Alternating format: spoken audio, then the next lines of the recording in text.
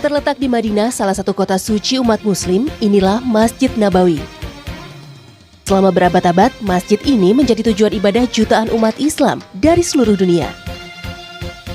Masjid Nabawi dibangun pada bulan Rabiul Awal tahun pertama Hijriah. Peletakan batu pertama dilakukan sendiri oleh Nabi Muhammad SAW, diikuti sahabat-sahabatnya seperti Abu Bakar Al-Siddiq, Umar bin Khattab, Utsman bin Affan, dan Ali bin Abi Thalib. Disinilah mereka bermusyawarah untuk menyebarkan agama Islam di seluruh dunia. Masjid Nabawi awalnya sangat sederhana. Tiang masjid terbuat dari batang kurma, atapnya dari pelepah daun kurma, dan pagarnya dari batu tanah. Dahulu luas masjid hanya sekitar 30 hingga 35 meter. Dan kiblat awal masih menghadap Baitul Maqdis, Yerusalem. Assalamualaikum warahmatullahi wabarakatuh. Apa kabar semuanya? Semoga tetap sehat.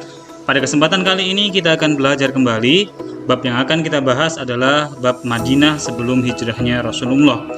Tujuan pembelajaran kita hari ini agar kalian dapat mengetahui bagaimanakah kondisi Madinah sebelum Rasulullah tiba, serta membandingkannya dengan keadaan nanti ketika sudah hijrah.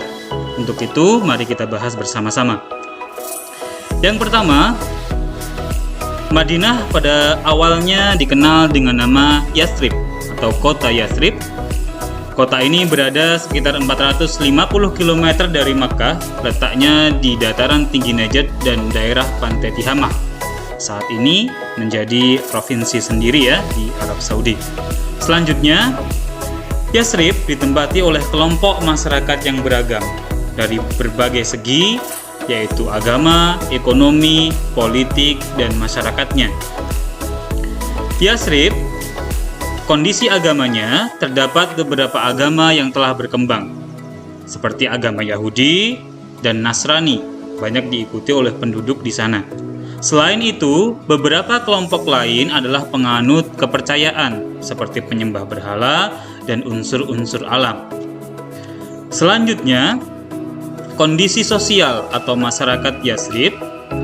Kondisi Yathrib banyak ditempati oleh kabilah-kabilah yang menyebar di seluruh wilayah, di mana keduanya dapat dibedakan menjadi dua bangsa, yaitu ada bangsa Arab dan bangsa Yahudi.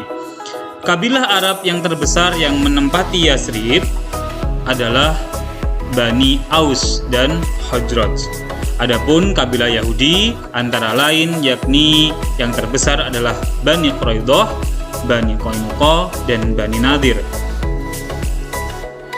Kedua kabilah Arab dan kabilah Yahudi ini memiliki mata pencarian dan kedudukan masing-masing. Selanjutnya, kondisi ekonomi atau pendapatan masyarakat Yathrib. Yang pertama, setiap penduduk memiliki mata pencarian yang beragam, yaitu berdagang seperti hasil bumi dan berdagang hewan ternak. Yang kedua adalah pertanian, sebagian besar melakukan pertanian, yaitu kurma dan anggur.